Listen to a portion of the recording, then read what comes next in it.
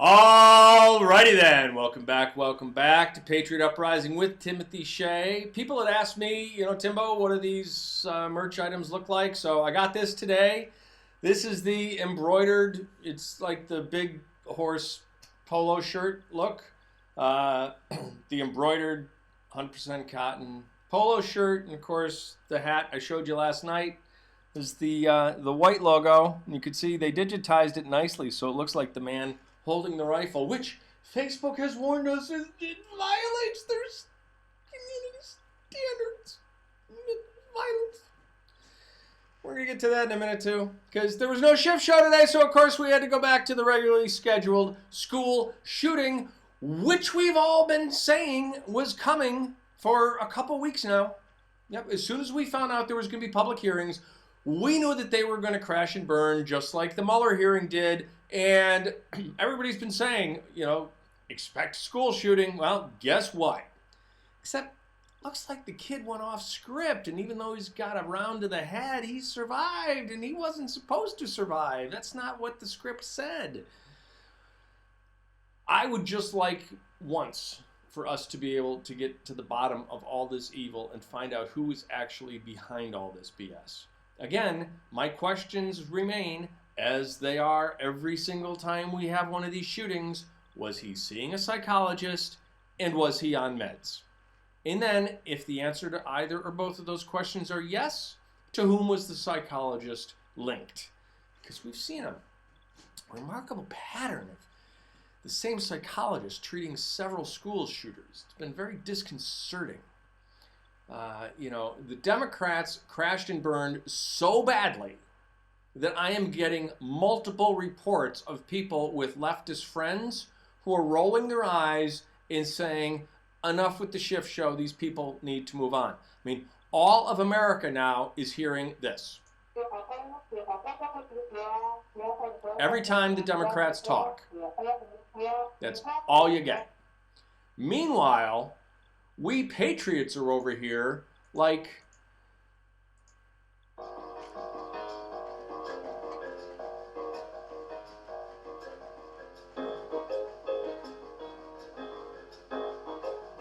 because we know what is really going on. And look, as I've said before, this entire Schiffshow rests on a foundation of two faulty premises.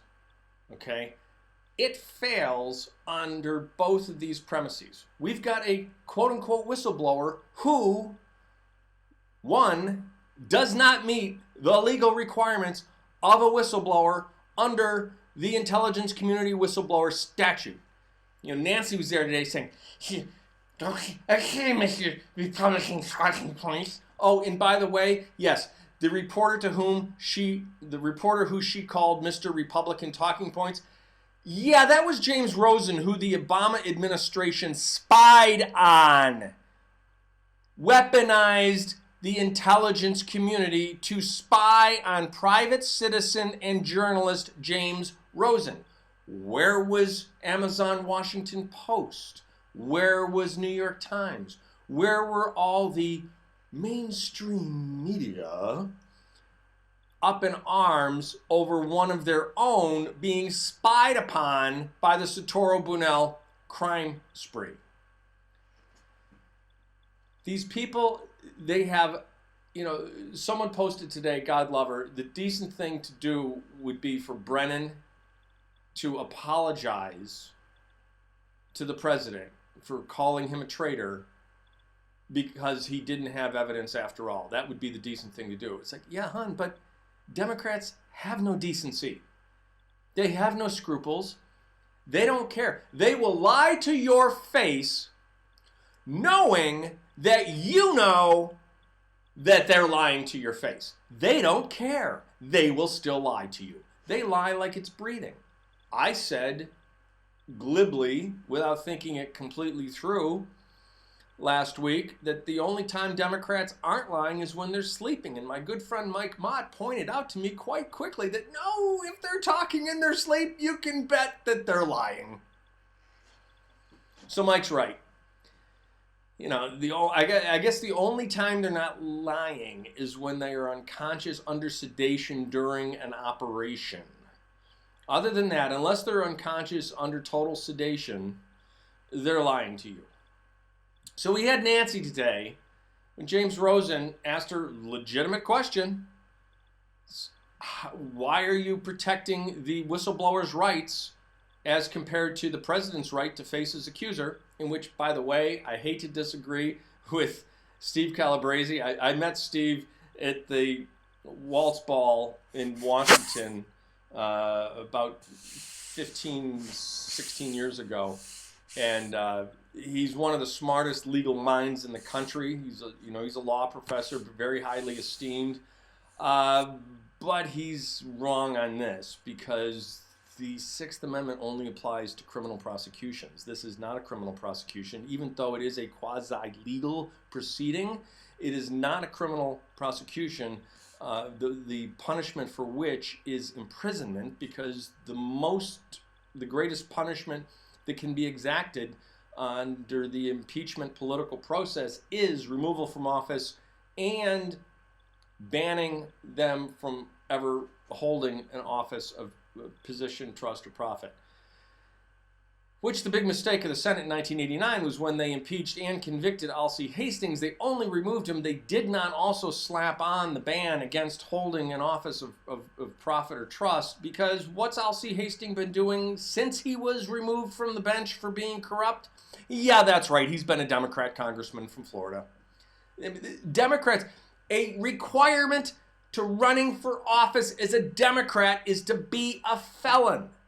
If you're not a felon, you can't run for office as a Democrat. I mean, I'm exaggerating, but only slightly.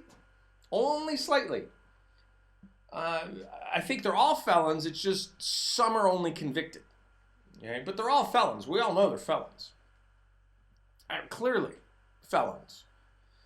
And they get away with it time after time after time after time after time, but I really do believe that we are going to see justice. Now, do not expect the IG report to come out with indictments. That's not what the Inspector General's job is. The Inspector General's job is to find out whether there were violations of law and or procedures sufficient to warrant the handing up of a criminal referral to DOJ. I fully expect criminal referrals to be part of the IG report, and we're talking about IG Horowitz, the Department of Justice Inspector General Horowitz's report that we've all been waiting on for FISA abuse, and with good reason it's been delayed. Okay, first it was delayed because they found a whole lot more crimes, and now it is just currently in the last review step where people who were quoted in the report are given an opportunity to read how they are quoted. They are sent their excerpt that contains how they are quoted, and they get to say whether they agree or would like an amendment of that. That's the final step before release, and it is a very quick step. But again, you have to have the IG report release and Durham's indictments to come quickly. You can't release the Inspector General's report too far out ahead of the indictments if he's still with grand juries, because that will pollute the grand jury pool, okay, and it will vitiate those indictments. Now, a lot of people are saying that it looks like Andy McCabe is not going to be indicted because the DOJ said that they are no longer going to object to the release of his files under a FOIA request. However, as I said last night, that doesn't necessarily mean that he's not going to be indicted. That just means that DOJ is no longer objecting to the release of those files because they're no longer part of a criminal investigation. That could also mean that the investigation is over, that an indictment has been secured from a grand jury and not yet handed down. So, don't jump off the ledge yet on Andy McCabe. It remains to be seen whether he's going to be indicted, but I do believe that there are people who are going to be indicted. So, back to Nancy. James Rosen said, why are you prioritizing the whistleblower's right to privacy, which, by the way, is non-existent because under the Whistleblower Act, there's no right to privacy outside the IG investigation process. Okay, so here are the faulty premises. Number one, that the presidential actions, not just this president, but any presidential actions are subject to the whistleblower statute for the intelligence community. That is a false premise. That is not true. presidential actions do not fall under the Whistleblower Act. So this is a false whistleblower. This is an ersatz whistleblower. This is a fake whistleblower. This is a non-whistleblower. Number one, faulty premise, non-whistleblower. Faulty premise number two, that the whistleblower statute protects against the disclosure of the whistleblower's identity. That is only true during the Inspector General investigation process. We are beyond an Inspector General investigation process here. We are into a political process in the Congress. No whistleblower identity protection is provided under the Intelligence Committee whistleblower statute. Does that stop Prom Queen Pelosi from lying to everybody superciliously and smugly and snidely? Of course it doesn't. She replies, Mr. Republican talking points, you know, when any of Congress has more experience in intelligence than I do. I've been here the longest as a member of the Intelligence Committee, and ex officio as Speaker, and as Chairman of the Intelligence Committee. Nobody's been here longer. Nancy, you might have been there longer than anyone else, but you haven't been paying attention because everything you said after that is completely false. Completely false. Go back, have another vodka tonic, and stop lying. Not a whistleblower, no anonymity. Now, somebody asked me today, what if Eric Charmella isn't the whistleblower? What if it's someone else? What if Shifty Schiff really doesn't know the identity of the whistleblower? And I said, well, first of all, those two things do not necessarily go hand in hand. Eric Charmella might be a stalking horse. He might not be the real whistleblower. Just like the woman that ABC tracked down to CBS and CBS fired for releasing the Amy Robach tape to Project Veritas wasn't really the whistleblower. And isn't it funny how they're all concerned with everybody knowing Eric Charmella's name when really the only reason they want to protect his name is so that people don't know that A, he's a CIA operative, B, he worked with Joe Biden, C, he worked with Obama. You know, it's just more of a Democrat shift show. But what if he isn't the whistleblower? What if there is someone else who is a whistleblower? Number one, doesn't matter because that whistleblower complaint is ludicrous on its face in light of the transcript, in light of the first person testimony, because again, the whistleblower complaint is based only on hearsay. And yes, I will require us to be correct on points of law. Don't be out there saying that hearsay is not admissible in court. Hearsay is absolutely admissible in court under certain exceptions. It's Federal Rule of Evidence 803. You can go look it up. Don't be doing what Democrats do and go out there, talk out of your ass, and make up rules that don't exist out of thin air. That's what they do. We are better than that, okay? Cite the actual law. There are no exceptions to the hearsay rule for this hearsay in this situation, though, right? So you don't need to go there and say that hearsay is never admissible in court because clearly that's wrong, and you just end up looking like a dumbass. And you know, falso in unum, falso in toto, right? If you're false in one thing, you're false in everything. So if you say that incorrectly, nobody's going to believe all the other stuff you say, even though it's correct. So don't be out there saying that hearsay is never admissible in court because clearly it is under many, many, many circumstances, okay?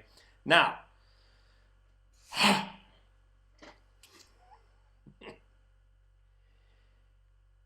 none of this matters because we've got the transcript.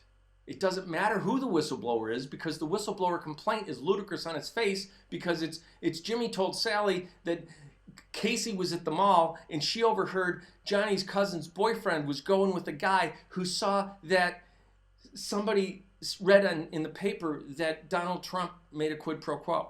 I mean, that's the level of ludicrousness we're talking about here. We've got the transcript. We have first-person testimony from President Zelensky himself to say no linkage, no pressure. They didn't even know the aid was being withheld. All of this, let's say all of this is true. Let's say everything the Democrats have said is true. Still doesn't matter because the President of the United States gets to set foreign policy for the United States of America. There is no law that says that any money appropriated by Congress needs to be spent by the president. But there is a law that says the president, if he spends any money, needs to spend it wisely. So rather than giving corrupt regimes millions of dollars, which is what the Obama administration did, when it wasn't billions of dollars to Iran illegally. Greatest crime spree in history. Most scandal-free administration in history? Are you kidding me? The most scandal-ridden administration in history. Most felonious, crooked, corrupt, criminal crime spree in history. None of this matters. Even if everything they say is true, none of it matters because the president gets to set the foreign policy of the United States. This is all a Schiffshow. It's all a dog and pony show. It's all a kangaroo court, and only morons are being sucked in. And guess what? Most morons aren't even being sucked in because many Democrats are now saying, wait a second, this is just absurd. So you lost an election. Get over yourself and go win an election. Because remember, elections have consequences. I think Kevin McCarthy said that a Democrat approached him about re-registering as a Republican. It might have been one of the two Democrats that voted with the Republicans because, again, we've only had one bipartisan vote on impeachment so far, and that was against impeachment inquiry, an impeachment hearing. Okay, we had two Democrats say no impeachment hearings. They had no Republicans saying, yes, we need impeachment hearings. So we've got 31 Democrats that are in districts that were won by Donald Trump in 2016. They know that they are in danger for their positions. One of mine is my disgraceful representative here, Anthony Brindisi, from the mobbed up Brindisi family from Utica, New York. We're doing our best to get him out and return Claudia Tenney to office. Claudia, you might remember, was one of the fearless freshmen who signed on with the Freedom Caucus and was signing those letters along with Mark Meadows and Matt Gaetz and all the rest. She's a true MAGA patriot. We'd love to get her back in. Anthony Brindisi has been an absolute disgrace. And of course, he lied. Just like Kirsten Gillibrand said, oh no, I totally respect your Second Amendment rights upstate. I'd never try a gun grab. And the very first thing she did as a United States Senator was to sign on to gun control.